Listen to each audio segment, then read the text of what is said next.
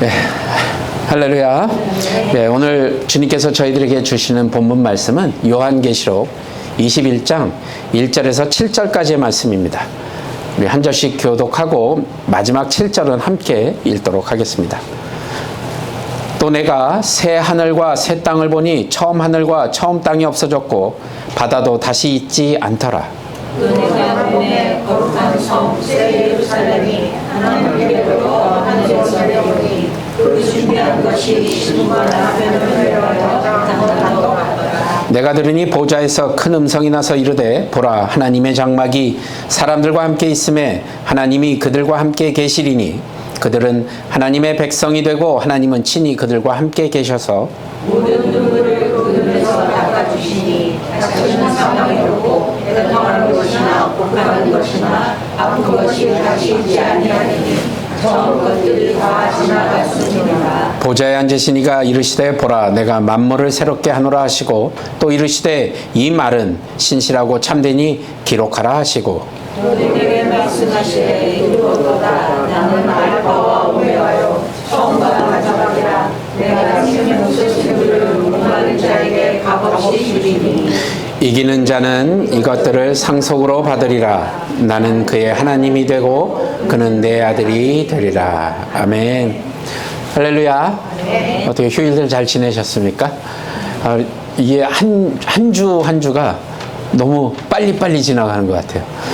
자, 우리가 계속해서 교회의 본질이라는 제목으로 시리즈로 여러분들 말씀을 좀 나눴습니다. 벌써 이 말씀을 시작한 지가 엊그저께 같은데 오늘이 마지막 시간인 8번째 시간입니다. 그래서 오늘 제목이 미래를 향한 교회라고 해서 특별히 또 요한계시록 말씀을 주제로 하나님의 말씀을 여러분들과 함께 또 묵상하려고 합니다. 우리가 모두 살면서 미래에 대한 궁금하고 기대하는 마음이 굉장히 많잖아요. 특히나 또 우리 교회는 교회대로 우리 신앙 공동체는 앞으로 어떻게 될 것인가 굉장히 궁금해하죠. 이런 마음을 가지고 있습니다. 근데 오늘 우리가 함께 읽은 본문인 요한계시록 21장은 우리가 상상하기 어려울 정도로 아름답고 놀라운 미래에 대해서 이야기하는 것들이 담겨져 있습니다. 새 하늘과 새 땅이라는 말 나오죠. 그리고 눈물도 아픔도 없는 완벽한 도시인 새 예루살렘에 대한 환상에 대한 이야기입니다. 이 마치 영화의 한 장면처럼 느껴질 수도 있겠지만 단순히 그냥 흥미로운 이야기가 아닙니다. 이 말씀은 오늘을 살아가는 바로 우리 교회가 어떤 희망을 품고 어떤 비전을 가지고 살아가야 되는지에 대한 아주 명확한 메시지를 알려주고 있는 것입니다. 마치 우리가 가지고 있는 내비게이션처럼 우리를 앞으로 어느 쪽으로 어떻게 가야 되는지에 대한 방향을 정확하게 알려주고 있는 것이죠. 또한 히브리서 12장에 보면 우리가 이미 하나님의 도성인 하늘의 예루살렘에 이르렀다라고 이런 얘기를 하거든요. 그래서 이게 무슨 뜻인가 보니까 우리가 지금 발을 딛고 있는 이 땅 전부가 아니라는 겁니다. 이 땅이 전부가 아니라는 거예요. 우리는 이미 천국 시민으로서의 삶을 살아가고 있다는 것이죠. 하지만 동시에 아직 완전히 완성된 천국은 아니기 때문에 미래에 대한 소망을 품고 여러분들이 살아가야 된다라고 말씀하고 있는 겁니다. 그러니까 쉽게 말해서 우리의 현재의 삶, 지금 우리가 살고 있는 현재의 삶과 미래의 천국을 연결하는 그 다리 위에 서 있는 것과 같다. 이렇게 생각하시면 되겠습니다. 그래서 우리 교회는, 특별히 소환이 한인교회는 지금 여기서 천국의 가치를 실천하며 살아가는 동시에 이제 미래에 완성될 하나님 나라를 간절히 기다리는 그런 공동체로 있어야 한다는 것이죠. 그게 바로 교회의 본질인 것입니다. 그래서 오늘 말씀을 통해서 우리에게 주시는 메시지를 한번 깊이 깨닫는 그런 귀한 시간이 되시길 바랍니다. 한 3가지 정도 우리가 함께 그 교훈을 나눠보도록 하죠. 우리가 첫 번째 기억해야 될 것은 바로 하나님의 나라를 완성을 바라보는 교회의 소망입니다. 자, 1절을 한번 다시 보시면, 자, 제가 읽어드릴게요. 또 내가 새 하늘과 새 땅을 보니 처음 하늘과 처음 땅이 없어졌고 바다도 다시 있지 않더라. 그러니까 이 구절을 보면 마치 새로운 시작을 알리는 어떤 빵빠레처럼 막 이렇게 시작하는 그런 것처럼 들리죠. 여기서 새 하늘과 새 땅은 지금 우리가 살고 있는 그 지금의 하늘과 땅이 완전히 사라지고 하나님께서 새로운 세상을 만드신다는 의미입니다. 그러니까 지금 우리가 살고 있는 이 세상이 아니라는 거예요. 마치 오래된 스마트폰을 완전히 버리시고 새로운 최신형 스마트폰을 갖는 것과 같은 그런 느낌인 거죠. 단순히 그냥 시간이 흐른 뒤에 새로운 것이 나타나는 게 아니라는 겁니다. 여기서 새롭다라는 의미로 쓰는 그 헬라어는 카이노스라는 단어입니다. 카이노스라는 단어를 썼는데 이건 질적으로 완전히 차원이 다른 그런 새로운 것을 의미하는 단어를 썼단 말이죠. 그러니까 우리가 기존에 알고 있던 것이 아니라 아주 새로운 것으로 변한다는 거예요. 그래서 우리 교회는 바로 이 완성될 하나님 나라에 대한 소망을 품고 살아가는 공동체이다. 이걸 기억하셔야 된다는 겁니다. 우리 공동체가 그냥 공동체가 아니라. 아시겠죠? 그래서 지금 이 순간에도 불안정하고 고통스러운 세상에 살아가고 있습니다. 여러분 뉴스를 보시면 그렇잖아요. 불안정합니다. 불안하고요. 고통스럽고요.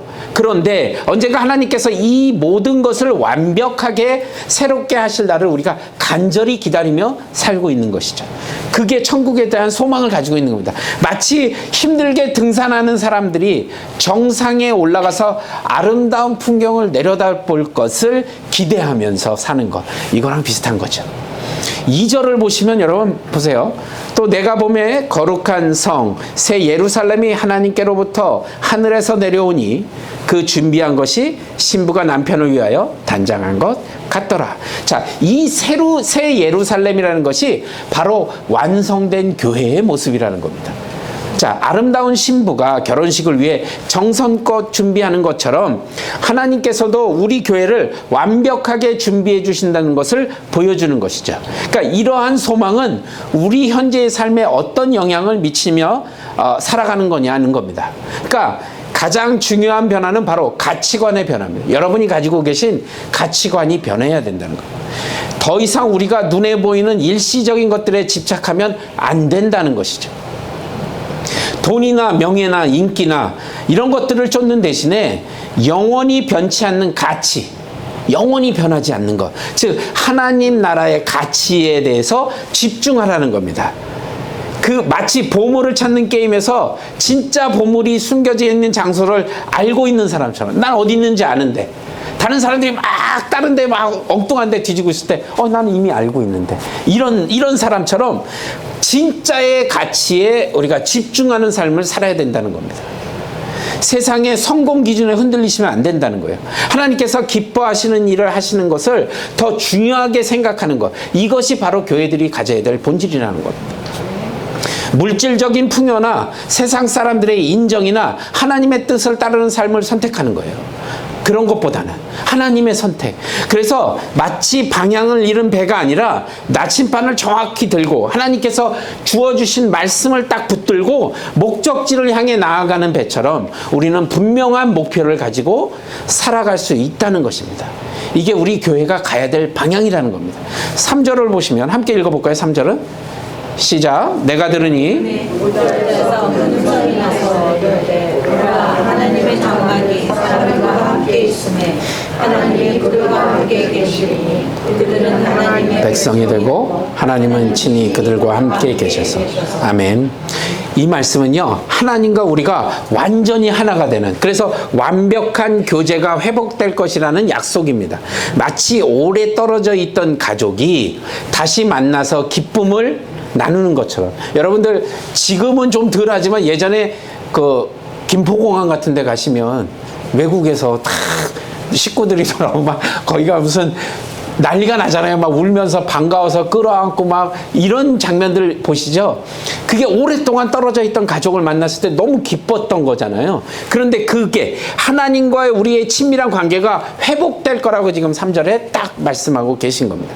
4절에는 완성된 세상의 모습을 더욱더 구체적으로 알려주고 있는데, 모든 눈물을 그 눈에서 닦아주시니 다시는 사망이 없고 애통하는 것이나 곡하는 것이나 아픈 것이 다시 있지 아니하리니 처음 것들은 다 지나갔음이러라. 이 얼마나 놀라운 약속입니까? 우리가 겪는 모든 슬픔과 고통과 아픔이 완전히 사라질 것이라는 약속입니다. 마치 악몽에서 깨어나서 안도하는 것처럼 이제 우리는 더 이상 고통 속에서 살지 않아도 된다는 약속이거든요. 이러한 소망을 가진 교회는 그러면 현재의 어려움에 어떻게 대처를 하면서 살아가야 하냐는 겁니다. 자, 우리는 어떠한 어려움 속에서도 절망하면 안 된다는 겁니다. 여러분, 코로나 그때 지나실 때, 팬데믹 때 얼마나 우리가 힘들었습니까? 고통스러웠죠. 그런데도 그것을 이겨냈잖아요. 또 경제적인 어려움이 찾아왔을 때, 사회적인 갈등이 생겼을 때, 개인적인 고통이 우리를 둘러싼 현실이 아무리 힘들고 어둡게 느껴질지라도 우리는 하나님께서 모든 것을 새롭게 하실 그날을 소망하며 굳건히 견뎌낼 수 있다는 이야기입니다. 그러니까 마치 폭풍 위에서 닷을 내리고 안전하게 정박할 수 있는 것처럼, 그런 배처럼 우리는 굳건한 믿음으로 어려움을 이길 수 있다는 것입니다. 이게 우리 교회가 나아가야 될 방향이라는 거예요. 더 나아가서는 이 소망이 우리로 하여금 지금 이 순간에도 하나님 나라의 가치를 실현하도록, 그래서 살아가도록 이끌어준다는 사실입니다. 우리가 이 소망을 갖지 않으면 어떻게 되냐는 겁니다. 우리는 미래의 완성을 마냥 기다리는 것이 아니라, 그냥 기다리고만 아무것도 안 하고 기다리고 있는 것이 아니라, 지금 여기서 하나님의 나라의 그 평강과 희락과 그것을 경험하면서 살아가셔야 된다는 거예요. 여러분이 지금 경험하셔야 돼요. 천국의 그 기쁨을. 그래서 서로 사랑하고 용서하고 섬기고 나누는 삶을 통해서 하나님 나라의 실제를 이 땅, 우리 교회 안에서 이루어내셔야 한다는 겁니다. 이렇게 되면 우리가 이 마인드를 가지고 접근을 하면 하나님 나라의 완성을 바라보는 교회는, 그러면 분란이 생겨서는 안 되는 거예요. 분란이 생긴다는 이유는 그 미래를 보지 않고 지금 내 눈앞에 보이는 당장의 이익들만을 생각하기 때문에 그렇다는 겁니다. 그러니까 우리는 이 마음을 가지고 하나님 나라의 완성을 바라보는 그런 수완이 한인교회 여러분이 되시길 바랍니다. 우리 교회가 현재의 어려움을 이겨내고 하나님 나라의 가치를 실현하고 살아가는 그 힘의 원천이 되는 거죠. 그래서 이 소망을 붙들고 미래를 향해 나아가는 우리 수완이 한인교회 모든 성도님들이 되시길 우리 주 예수 그리스도의 이름으로 간절히 축복합니다. 자, 두 번째로 우리가 기억해야 될 건 뭐냐면, 고난 중에서도 승리하는 교회의 정체성을 우리가 기억해야 된다는 겁니다. 자, 고난 중에서도 승리하는 교회의 정체성입니다. 자, 히브리서 12장에 보면 12장 18절에서 24절에 보면 어떤 말씀이 나오냐면, 구약의 시내산의 체험과 신약의 시온산 체험을 대조하면서 교회의 특별한 정체성을 보여주는 장면이 나옵니다. 자, 18절에서 21절에는 시내산에서의 두렵고 떨리는 체험을 묘사합니다. 자, 18, 19절 한 절씩 교독할게요. 너희는 만질 수 있고 불이 붙는 산과 침침함과 흑암과 폭풍과 나팔 소리와 말하는 소리가 있는 곳에 이른 것이 아니라 그 소리를 듣는 자들은 더 말씀하지 아니하시기를 구하였으니. 아멘. 자, 이제 대조적으로 22절과 24절을 보면 시온산에서의 영광스러운 체험을 묘사하죠. 교독하겠습니다. 그러나 너희는 시온산과 살아계신 하나님의 도성인 하늘의 예루살렘과 천만 천사와 하늘에 기록된 장자들의 교회와 만민의 심판자이신 하나님과 온전하게 된 우리의 영광과 24절 같이 읽죠. 새 언약의 중보자이신 예수와 및 아벨의 피보다 더 나은 것을 말하는 뿌린 피니라. 아멘. 자, 이 말씀이 우리에게 보여주는 것은 뭐냐면요, 교회가 이미 영적으로는 하늘의 예루살렘에 속해 있다는 사실입니다. 영적으로는 거기에 속해 있고, 우리 육신은 비록 이 땅에 있지만, 우리가 살고 있는 이 땅에 있지만 영적으로는 이미 그 하늘에 속한 존재들이라는 사실을 알려주는 겁니다. 어렵게 생각하지 마세요. 우리는 이미 천국에 속한 시민이라는 얘기입니다. 바로 교회의 독특한 정체성이죠. 이 정체성은 교회가 현재 경험하는 고난과 시련에 대한 새로운 관점을 여러분들에게 보여주고 있는 겁니다. 세상은 교회를 핍박하고 조롱할 수는 있지만 교회는 이미 승리의 자리에 앉아 있다, 이겁니다. 우리가 복음을 전할 때 비웃는 사람들이 있잖아요. 우리를 조롱하는 사람들도 있고요. 그런데 그거에 흔들리지 마시라는 겁니다. 왜요? 우리는 이미 승리자의 자리에 앉아 있기 때문에 그렇다는 겁니다. 우리는 그리스도와 함께 하늘에 앉혀진 존재들이다라는 것을 이야기하고 있는 겁니다. 그래서 오늘 본문인 7절에 이기는 자는 이것들을 상속으로 받으리라. 나는 그의 하나님이 되고 그는 내 아들들이 되리라 라고 약속하신 겁니다. 그래서 이기는 자라는 표현이 아주 중요합니다. 우리가 완벽한 사람이라는 것을 이야기하는 것이 아니라 끝까지 믿음을 포기하지 않는 사람을 의미하는 겁니다. 이게 완벽한 사람이 아니라 끝까지 믿음을 포기하지 않는 사람, 이것을 의미하는 거죠. 그러니까 교회 역사를 여러분 쭉 한번 돌아보시면 교회는 끊임없이 핍박과 고난 속에서도 어떻게 해요? 승리해 왔습니다. 그죠? 지금까지요. 로마 제국의 박해가에서도, 중세기의 그 암흑기에서도, 또 근대사회의 공산주의 안에서도 수많은 시련과 핍박 가운데서도 교회는 살아남았을 뿐만 아니라 더욱더 강해져 왔다는 겁니다. 그러니까 교회가 인간적인 조직이 아니라 뭐요? 하나님의 교회이기 때문에 그렇다는 겁니다. 인간적인 조직이면 벌써 없어져도 한참 전에 없어졌어야 되는 일들입니다. 그런 핍박을 받았다면. 그런데 이것은 하나님의 교회이기 때문에 그 핍박 가운데서도 더욱더 강해질 수 있었다는 이야기입니다. 현재 우리가 직면한 어려움도 마찬가지라는 겁니다. 세속화의 물결 가운데, 상대주의적인 도전 가운데, 물질주의적인 유혹 가운데, 개인주의의 확산 등이 계속해서 교회를 위협하죠.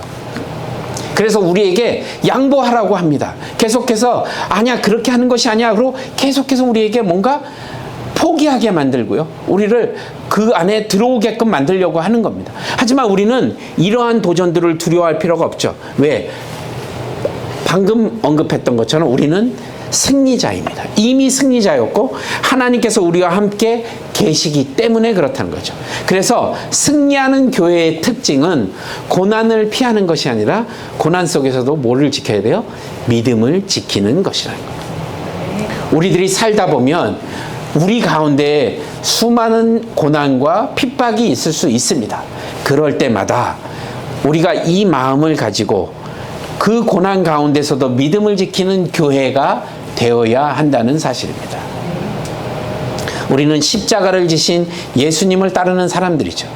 따라서 우리도 각자의 십자가를 지고 주님을 따라갈 준비가 되어 있어야 한다는 사실입니다. 그러니까 교회는 그냥 주일에 그냥 출석해서 말씀하시는 거 그냥 듣고 친교하고 그러고 가서 그냥 살다가 또 일주일 후에 와서 이것이 아니라는 겁니다. 여러분, 성경책을 그냥 차 안에 툭 던져놓고 일주일 동안 아무것도 안 보고 있다가 일주일 후에 교회 가야지 그러고 어디다 뒀지? 막 이러다가 차에서 찾아갖고 툭툭 털고 와서 예배를 드리는 그런 교회가 아니라는 겁니다. 그렇게 살면 안 된다는 것입니다. 그래서 우리가 당하는 이 고난이 절망적인 것이 아니라는 거죠. 로마서 8장 18절에는 사도 바울이 생각하건대 현재의 고난은 뭐라고요? 장차 우리에게 나타날 영광과 비교할 수 없다는 얘기를 한 겁니다. 그래서 장차 우리에게 올 영광은 지금 받는 이런 핍박이나 고난은 정말 세 발의 피도 아주 이건 말도 안 되는 거라는 거죠. 비교할 수 없을 정도라는 겁니다. 더 나아가서 승리하는 교회는 세상을 이기는 교회입니다, 여러분. 세상에 휘둘리지 마십시오. 요한일서 5장 4절에 함께 읽어볼까요? 시작. 무릇 하나님께로부터 난 자가 세상을 이기느냐. 이기는 승리는 이것이니 우리의 믿음이니라. 아멘. 이런 선언을 한 겁니다. 그래서 우리는 믿음으로 세상을 이기고 세상의 가치관과 방식을 거부하고 하나님의 뜻을 따라 살아가야 한다는 것을 말하고 있죠. 이게 바로 고난 중에도 승리하는 교회의 정체성이라는 겁니다. 그러니까 이걸 기억하고 계셔야 돼요. 교회는 이런 것이다. 그러니까 우리가 당하는 고난이나 핍박은 별거 아니라는 거예요. 우리 장차 우리에게 올 영광에 비하면 아무것도 아니라는 겁니다. 이렇게 교회의 정체성을 확실하게 붙들고 나아가는 저와 여러분이 되시길 우리 주 예수 그리스도의 이름으로 간절히 축복합니다. 자, 마지막 세 번째로 우리가 기억해야 될 것은 뭐냐면 현재와 미래를 연결하는 교회의 사명을 우리가 가지고 나아가야 된다는 겁니다. 뭐라고요? 현재와 미래를 연결하는 교회의 사명. 자, 그러면 이게 뭔지 좀 더 살펴보죠.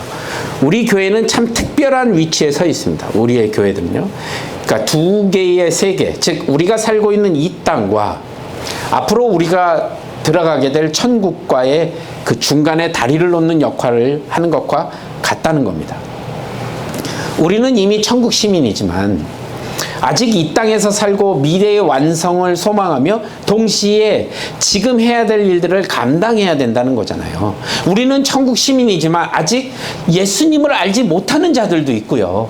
그러니까 우리가 그 다리 역할을 해야 된다는 겁니다. 그래서 아까 언급했던 히브리서 12장 22절을 다시 한번 떠올려 보시면, 그러나 너희는 시온산과 살아계신 하나님의 도성인 하늘의 예루살렘과 천만 천사와 라는 이야기예요. 자, 이 말씀은 우리가 영적으로는 이미 아까 뭐라 그랬죠? 하늘에 속해 있다고 말씀드렸잖아요.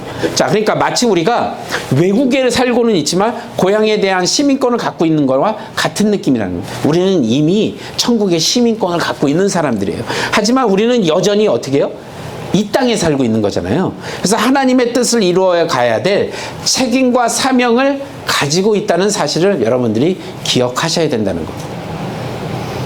그래서 오늘 5절에 보시면 보좌에 앉으신 이가 이르시되 보라 내가 만물을 새롭게 하노라 라고 말씀하십니다.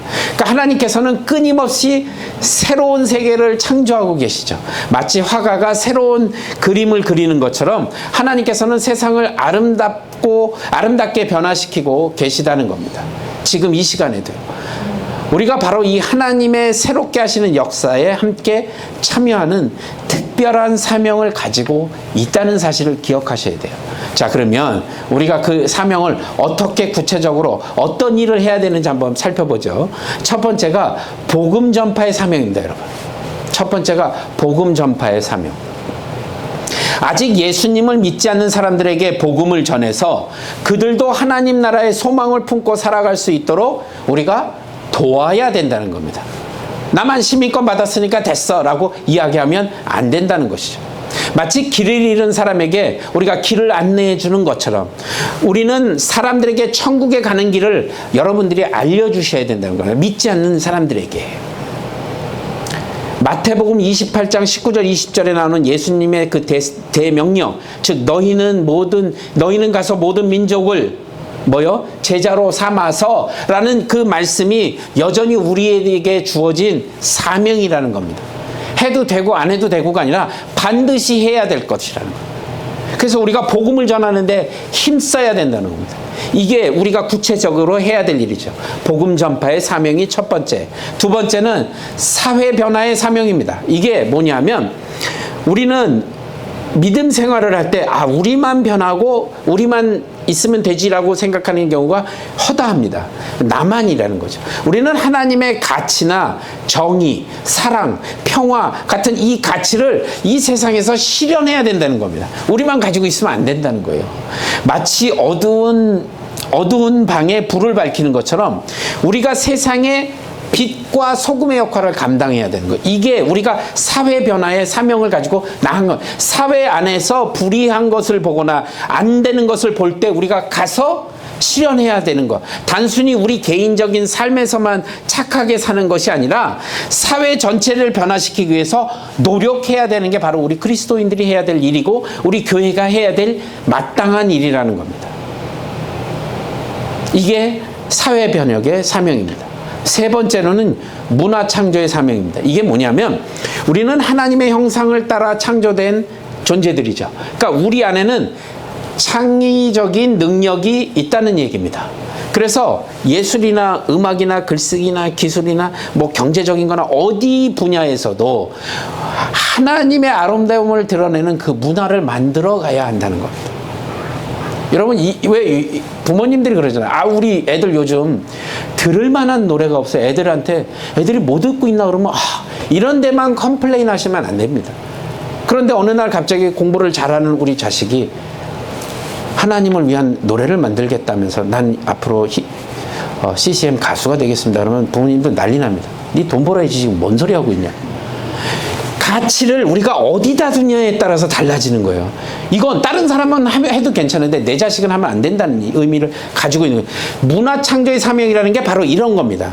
그래서 그것을 가지고 아름다운 노래를 만들어 사람들의 마음을 위로하는 것, 하나님의 뜻을 그 노래를 통해서 문화예술을 통해서 전하는 것, 이런 것들이 해야 될 일이죠. 그래서 우리가 하나님의 사랑을 세상에 표현해야 되는 것, 이게 바로 문화창조의 사명을 가지고 있다는 겁니다. 혹시 여러분들의 자녀들이 그렇게 하겠다고 하면 여러분 응원하십시오. 반대하지 마시고 변화시켜야 합니다. 세상을요. 네 번째로 우리가 기억해야 될 건 뭐냐면 생태 보존의 사명입니다. 자, 1절에 보시면 바다도 다시 있지 않더라 라고 말한 것은요, 바다가 사라진다는 뜻이 아니라 바다가 상징하고 있는 혼란과 파괴의 힘이 완전히 사라진다는 의미입니다. 그러니까 우리는 하나님께서 창조하신 아름다운 자연을 보호하고 아끼고 가꾸어야 될 책임과 사명이 있다는 거죠. 근데 이런 건 사실 우리 교회가 별로 중요하지 않게 생각하는 경향이 있다는 겁니다. 아니요, 그렇지 않다는 겁니다. 마치 정원사가 정원을 아름답게 꾸미는 것처럼 우리는 우리가 살고 있는 이 환경들을 아름답게 지켜나가야 한다는 것, 그게 생태보존의 사명이라는 겁니다. 5번째 마지막으로요, 다음 세대의 양육입니다. 다음 세대에 대한 양육의 사명. 이게 우리만 잘 살고 끝나는 것이 아니라 미래에 살아갈 다음 세대에 대해서도 관심을 가지고 힘을 쓰고 노력을 해야 된다는 사실이죠. 우리는 자녀들과 후손들이 하나님 나라의 소망을 품고 하나님을 사랑하며 살아갈 수 있도록 믿음을 가르치고 본을 보여줘야 된다는 겁니다. 여러분, 우리 한인들만 우리가 한번 예를 들어볼까요? 한인들의 이민 역사가 얼마나 됐죠? 100년 넘었잖아요. 자, 그런데 여러분들 한국인인데 영어를 잘하는, 거의 영어권인 분들 굉장히 많잖아요. 근데 우리 주위에 영어권인 장로님이나 안수 집사님이나 이런 분들 몇 분이나 혹시 보셨습니까? 우리는 우리가 지금 처한 우리만의 세상에 살고 있다는 착각을 하게 되는 겁니다. 그러니까 우리만 하면 된다는 거죠. 우린 미래에 대한 투자를 해야 된다는 겁니다. 우리 다음 세대는 어떻게 살아갈 거야? 라는 거에 대한 질문과 궁금증이 있어야 된다는 겁니다. 그냥 단순히 우리가 유스와 우리 주일학교와 이 아이들을 위해서 애쓰고 힘써야 됩니다, 말로만 할 것이 아니라 그들을 위해서 우리가 무엇을 할 수 있는지를 고민하고 그들을 위해서 함께 갈 수 있는 방법을 찾아내야 한다는 겁니다. 그 교회들이요, 여러분, 우리 교회가 앞으로 10년, 20년, 여러분들이 우리 주축이 돼서 10년, 20년, 30년, 40년 후에 과연 이 교회는 어떤 분들이 출석하게 될까요? 이민 오신 분들이 많지 않으면, 그러면 여기서 태어난 아이들은 다 영어를 쓰게 될 텐데 이 아이들은 어디로 가서 어떤 믿음 생활을 하고 있을까요? 라는 고민을 해봐야 된다는 겁니다. 지금 EM, 그러니까 English Ministry라고 해서 그 EM 아이들이 모여서 예배를 드리는 곳이 얼마나 있냐는 겁니다. 없어요, 별로. 여러분 한번 보십시오. 한인 2세들이 가야 될 교회들이 별로 없습니다. 거의 대부분 한국교회 안에 들어와 있죠. 우리는 다음 세대를 위해 믿음의 유산을 남겨줘야 됩니다. 우리는 이 모든 사명을 잘 감당하기 위해서 현재와 미래를 올바르게 연결하는 종말론적인 관점을 가지고 사셔야 한다는 겁니다. 즉 미래에 완성될 하나님 나라를 소망하면서도 현재 우리가 해야 될 일들을 소홀히 하지 말라는 이야기입니다. 마치 여행을 떠나서 짐을 챙기면서도 현재 있는 곳에서 해야 될 일들을 잘 마무리해야 되는 것처럼요. 자, 오늘 본문 6절에 보면 이렇게 되어 있습니다. 우리 함께 읽어볼까요? 시작. 또 말씀하시되 이루어도다. 나는 알파와 처음과 마지막이라. 내가 생명 주시는 받은 자에게 값이 주니. 아멘. 여러분, 하나님께서는 보세요, 역사의 시작과 끝 모두를 주관하시는 분이란 말이에요. 모든 것을 완벽하게 완성하실 분이라는 겁니다. 그러니까 우리는 이 하나님 역사에 동참하는 영광스러운 사명을 가지고 있다는 사실을 여러분 꼭 기억하시기 바랍니다. 이 사명을 우리가 가지고 나가야 돼요. 결론적으로 현재와 미래를 연결하는 교회의 사명은 우리가 지금 여기서 하나님 나라의 가치를 실천하고 미래의 완성을 준비해 나가는 삶을 살아가야 된다는 겁니다. 이 사명을 깨닫고 기쁨으로 감당하시는 저와 여러분이 되시길 바랍니다. 아멘. 자, 오늘 말씀을 마무리하도록 하죠. 오늘 우리는 미래를 향한 교회, 교회 시리즈 중에 가장 마지막인 우리가 교훈을 좀 나눴습니다. 자, 첫 번째는 우리는 하나님 나라의 완성을 간절히 바라는 소망의 교회가 되어야 된다고 말씀드렸습니다. 이 소망은 마치 어두운 터널을 지날 때 보이는 한 줄기 빛과 같습니다. 현재의 어려움을 이겨내는 힘이 되어주고 우리의 삶의 방향이 무엇인지, 무엇이 중요한지를 결정하게 해주죠. 우리는 눈에 보이는 것, 또 잠깐 있다 사라지는 것에 마음을 빼앗기지 마시고요. 영원하게 변치 않는 가치를 따라서 살아가야 된다고 말씀드렸습니다. 두 번째로 우리는 어떤 어려움 속에서도 굳건히 승리하는 교회가 되어야 된다고 말씀드렸습니다. 우리는 이미 영적으로는 하늘에 속한 존재들입니다. 그러니까 마치 나무가 뿌리 튼튼한 나무처럼 어떤 시련과 어려움 속에서도 믿음을 굳게 지켜 나아가며 승리하는 승리자들이라는 겁니다. 그러니 어떤 것도 여러분 두려워하지 마시고 하나님께서 항상 우리와 함께 하신다는 사실을 기억하고 나아가시기 바랍니다. 마지막 세 번째로 우리는 현재와 미래를 연결하는 특별한 사명을 가진 교회라고 말씀드렸습니다. 우리는 복음을 전하고 사회를 변화시키고 아름다운 문화를 만들어가고 자연을 보호하고 다음 세대를 키워내고 하나님의 그 새로운 세상을 만들어가는 일에 적극적으로 참여하셔야 한다는 얘기입니다. 그래서 퍼즐 조각을 맞춰서 그림을 완성해 나가는 것처럼 우리는 각자의 자리에서 하나님의 뜻을 이루어야 한다는 것이죠. 여러분, 이 말씀 오늘 기억하시면서 이렇게 적용하셨으면 좋겠습니다. 우리의 가치관과 우리의 우선순위를 한번 여러분 오늘 말씀이 끝난 후에 집에서 한번 여러분 지금 열심히 적으셨잖아요. 한번 읽어보시면서 이렇게 한번 생각해 보십시오. 내 가치관과 우선순위가 무엇인가를, 난 무엇이 우선순위지? 내 삶의 가치관이 어떤 것인지를 한번 고민해 보시라는 겁니다. 내가 세상 사람들이 중요하다고 생각하는 것을 지금 따르며 살고 있나? 이런 생각을 한번 해보시라는 겁니다. 하나님 나라의 가치를 따라서 내가 살고 있나? 질문해 보십시오. 내 시간과 노력과 돈과 재능, 이게 어디에 사용되는지 한번 생각해 보시라는 겁니다. 그래서 한번 정리하는 삶을 좀 살아보시고요. 그래서 우리가 현재 겪고 있는 어려움이나 고난을 새로운 눈으로 바라보는 관점이 필요하다는 겁니다. 그래서 우리가 운동선수가 훈련을 해서 실력을 향상시키는 것처럼 매일매일 여러분들이 훈련하셔야 됩니다. 무엇으로요? 말씀과 기도, 찬양으로 계속해서 훈련하는 삶을 사셔야, 그래야 그 훈련을 통해 우리의 믿음이 더욱더 굳건해진다는 사실입니다. 그리고 여러분께 주어진 특별한 재능들, 달란트들을 하나님 나라를 위해서 쓰시기 바랍니다. 남아서 쓰는 거 말고요. 아낌없이 하나님 앞에 드리는 저와 여러분이 되시고, 그래서 우리가 공동체 안에서 그런 재능들을, 또 그런 달란트들을 모아 하나님 앞에 드리며 우리가 서로 격려하며 서로 응원해주며 함께 가는 그런 교회 공동체가 되어야 할 것입니다.